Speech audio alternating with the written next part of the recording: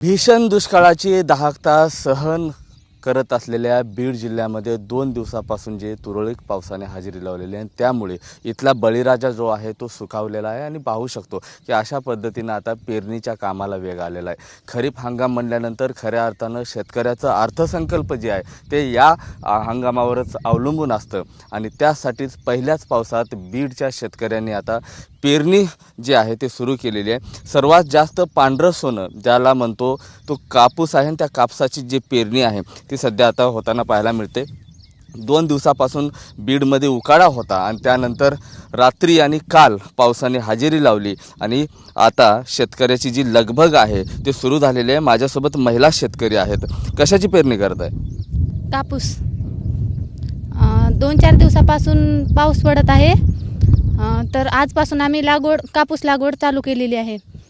6 महिने दुष्काळात काढलेली असून आम्हाला आशा आहे की इथून पुढे पण असाच पाऊस पडत राहावा, म्हणजे आमची आर्थिक व्यवहारात। केवळ 2 दिवस अत्यल्प पाऊस आहे त्यामध्ये तुम्ही पेरणी करताय, जर पाऊस झाला नाही मग धोका होत नाही पिकांसाठी?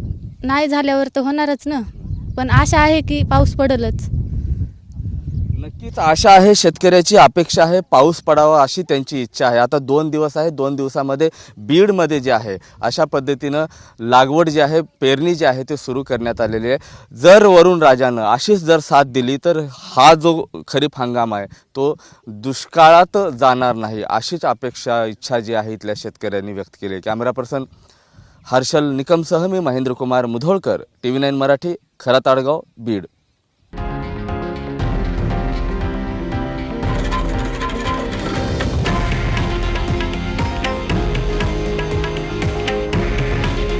हे आहे देशातील नंबर 1 न्यूज नेटवर्क आणि आपण पाहत आहात TV9 मराठी। काळजी तुमची, हित महाराष्ट्राचं।